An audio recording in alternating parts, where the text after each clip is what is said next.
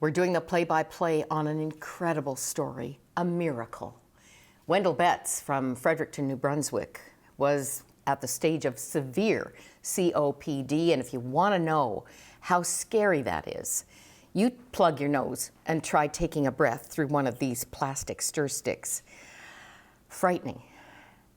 Maybe more frightening was the diagnosis May 2013, Wendell, when the doctor said the next time you get sick, you are going to be intubated and put on a machine or die. What effect did that have on you?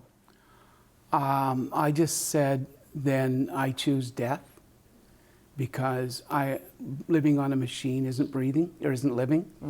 And so I said, I'll choose death and put DNR, do not resuscitate, on my chart. But something else happened in this moment that changed everything. First of all, remind viewers who may be tuning in late, God had told you when you were in this terrible state with very severe COPD that he was going to use you to reach a multitude of people. Yeah. So what happened? You're facing a machine or death? I just, I told her death, and she said, then you need to go home and talk with Sharon and your family how you want it to be, because we don't want any disagreements when that day comes, which I said, what do I have time-wise? She said, it might not be 30 days. Really? And so we just said our adieus that day. And as I was leaving her office, in my mind, I said, you do not have the authority or the power to tell me how long I have to live or when I'm going to die. God says in his word that we're appointed a certain number of days and that we are here for a purpose, and I do not believe either one of those have been fulfilled in my life, and I'm going to fight. You got the chutzpah. That's whatever. Didn't you? Yes. And God sent people to, not just to affirm that you needed to fight, but to help you in the fight. Yes. And it was like within 60 days, people started coming into my life that changed my life. There was a man who helped with your diet. There was the friend who helped you get involved at the gym. Who would have thought you could even exercise? Sometimes I think about that, and I think people may have thought I was crazy. I would go to the gym with my oxygen tank, crank it to 5, as high as it would go, and do 2 to 3 minutes on the treadmill. Go home and go to bed for 24 hours so I could go do it again the next day. But you persevered. And you say your disease, this horrible disease, became a gift. It became a gift because it has changed my whole way of thinking. It's changed how I believe. It's changed my faith. It's made me closer to God. I'm thankful for what I went through, because now I see the millions of people that's going to be helped. We have to tell what God has done, because he was literal when he said that he was going to use you to reach a multitude of people. How many pounds have you lost total? Close to 140. All right. Okay, now CBC featured you in a documentary. I think that September 2016 conference in Tampa, Florida had to be terribly affirming. 1,500 people? 18,000. Oh.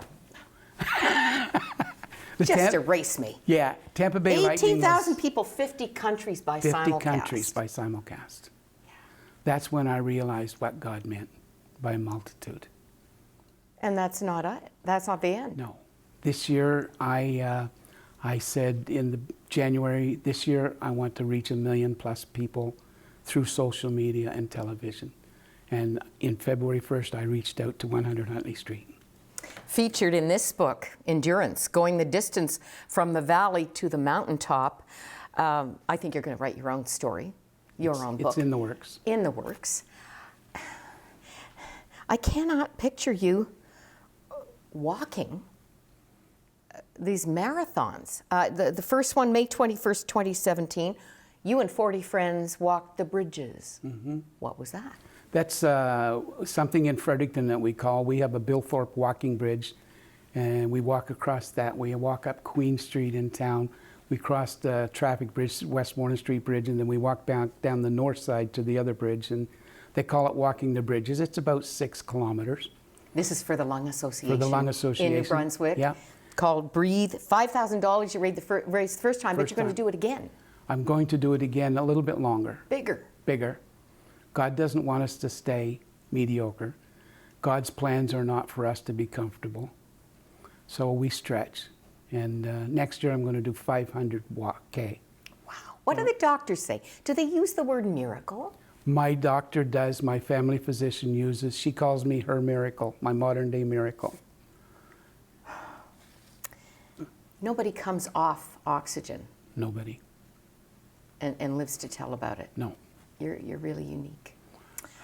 Well, Wendell, we need to pray for you as you go forward in what God promised. And I know that standing on the promises is more than just a hymn for you. It is. You took God at his word, and you just, in spite of all the evidence to the contrary, you trusted and kept moving forward. I have a friend, John Maxwell, who taught me that persistence without exception is what brings forth success. And what is success? Success is making a difference in someone else's life, not necessarily your own. You are sure doing it. And we're so glad you came here to inspire us all. You know, I went to the memorial service of a man who died at 102, and his wisdom of over a century that one of his grandsons played on his phone. He had Grandpa recorded.